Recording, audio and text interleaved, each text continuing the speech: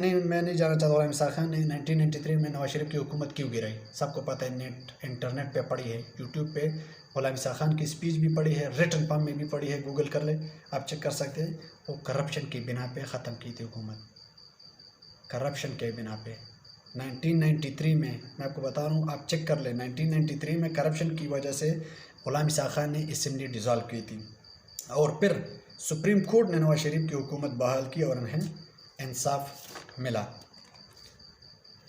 मार्च 2000 में Hudaibiya paper case reference दायर करने की मंजूरी दी गई, मार्च सन 2000 में। अक्टूबर 2011 में लाहौर हाई कोर्ट ने, मैं आपको एक बात पहले बताना चाहता हूँ कि जो भी केस मैं डिस्कस करना चाहूँगा आपके साथ, आप चेक कर ले, इन सब में इंसाफ शरीफ ख़ानदान को लाहौर हाई कोर्ट ने दिया होगा, आप चेक कर लेना।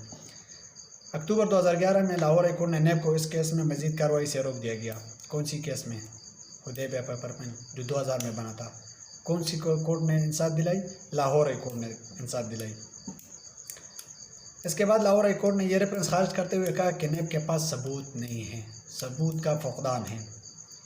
रेवन स्टेट केस, ये तीसरा केस है। रेवन स्टेट केस में जाती उम्र 104 कनाल ज़मीन पर तैनात करने और इसमें सरकारी वसाइल का इस्तेमाल करने के 2 रेफरेंस बनाए गए। नवाज शरीफ के जाने के बाद इन दोनों पर समाअत रोक दी गई। जब नवाज शरीफ जद्दा चले गए तो दोनों पर समाअत रोक दी गई। और जब वो तीसरी बार वज़ीर-ए-आज़म बने 2013 में, जब वो तीसरी बार वज़ीर-ए-आज़म बने तो 2014 में लाहौर हाई कोर्ट ने ये दोनों मुकदमात खारिज कर दिए। किसने खारिज कर दिए? लाहौर हाई कोर्ट ने दोनों मुकदमात खारिज कर दिए। यह है इंसाफ। नवाज शरीफ को 6 जुलाई 2018 में इवन फील्ड अपार्टमेंट केस में एहतसाब अदालत की जानिब से 10 साल कैद और मरियम को 7 साल कैद की सज़ा में सुना दी गई।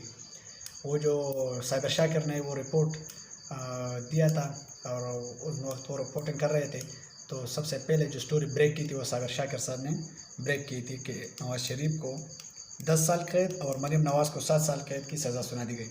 अच्छा, इन मुकदमात को इस्लामाबाद हाई कोर्ट में चैलेंज कर दिया गया। इसके बाद 19 सितंबर 2018 को इस्लामाबाद हाई कोर्ट ने मरियम नवाज़ और नवाज शरीफ की इवन फील्ड केस में सज़ाएँ मुअत्तल कर दिए। दोबारा उनको इंसाफ मिला, शाबाश।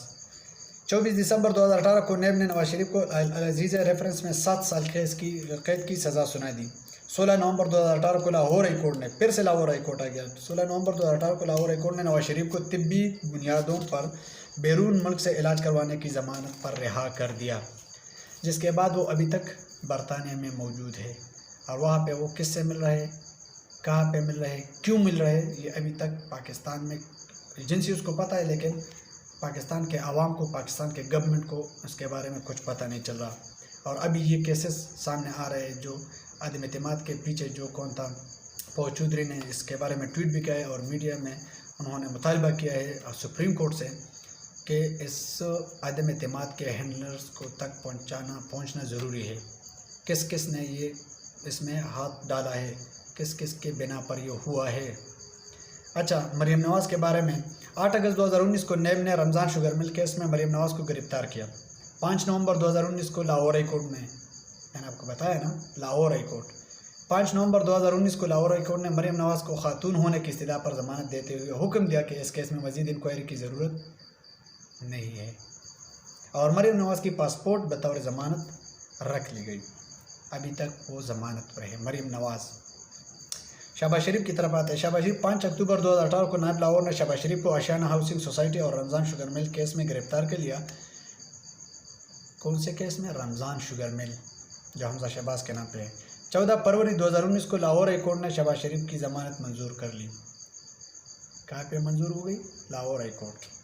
28 सितंबर 2020 को नेब ने शहबाज शरीफ को मनी लॉन्ड्रिंग और आमदन से ज़ायद असासों के केस में गिरफ्तार कर लिया। 23 अप्रैल 2021 को लाहौर हाई कोर्ट ने शहबाज शरीफ की ज़मानत मंजूर कर ली और अभी तक वो ज़मानत पर रहा है और एक ज़मानती मुलजिम आज पाकिस्तान के 23वें वज़ीर-ए-आज़म हैं। मैंने आपको बताया ना, जिस दिन वो हल्फ उठा रहा था उसी दिन भी वो नेब लाहौर को मतलूब था। अगर वो हल्फ ना उठाता तो शायद मुझे यकीन है कि लाहौर हाई कोर्ट ने इनको इंसाफ भी दिलाना था। इन लोगों का कुछ नहीं होता, ये शरीफ ख़ानदान है। और जब ये वज़ीर-ए-आज़म बने तो उनकी तकरीर में 2-3 चीज़ें मैंने नोट की कि उन्होंने 10% इजाफ़ा किया तनख्वाहदार लोगों के तनख्वाह में, जो 1 लाख तक जिसकी भी तनख्वाह में 10% इजाफा किया वो फेक है, वो दोबारा वापस ली गई है। क्योंकि मिफ्ता इस्माइल ने ख़ुद कहा कि हमसे पहले जो गवर्नमेंट थी 2 महीने पहले उन्होंने तनख्वाहों में 15%, मतलब इमरान खान की हुकूमत ने 15% ऑलरेडी तनख्वाहों में इजाफा किया है, तो वो हम वापस लेना चाहते हैं। दूसरी बात उन्होंने की कि मैं लेटर गेट की इन्वेस्टिगेशन करूँगा, कमेटी बनाऊंगा और असद मजीद जिनको वो लेटर गेट मिला था अमेरिकन एम्बेसडर डोनाल्ड डू की तरफ से, उनकी इन्वेस्टिगेशन करूंगा कि ये ठीक है या गलत है, ये साजिश हुई है या नहीं हुई है। हालांकि उनके बारे में नेशनल सिक्योरिटी कमेटी जिसमें DGI भी बैठा होता है, आर्मी चीफ भी बैठा होता है, 3 फौज के सरबराहान भी बैठे होते हैं, फेडरल कमेटी भी बैठी होती हैं, और उन्होंने मेरे पास ही मौजूद है कमेटी का जो एलामिया जारी किया था वो मेरे पास मौजूद है और मैं साफ साफ लिखा है, आप खुद भी देख सकते हैं, इंटरनेट पे मौजूद है। तीसरे पैराग्राफ में अगर आप देखें तो लिखा है the committee expressed grave concern at the communication terming the language used by the foreign official as undiplomatic।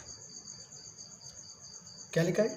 The committee expressed grave concern at the communication terming the language used by the foreign official as undiplomatic। जो foreign language इस्तेमाल की गई है इस ख़त में वो गैर पार्लिमानी है, गैर सफारती है। ये एलानिया में लिखा है, जो नेशनल सिक्योरिटी कमेटी का एलानिया था वो उन्होंने इसमें लिखा है कि इन पे सारे मुताफिक है कि जो अल्फाज इसमें इस्तेमाल किए गए, जो खान साहब बार बार कह रहे थे कि जो अल्फाज इस्तेमाल किए वो मैं बोल ही नहीं सकता, वो हमको नीचा समझते हैं, हमको इतना नीचा समझते हैं कि वो अल्फाज सुन के मुझे शर्म आती है।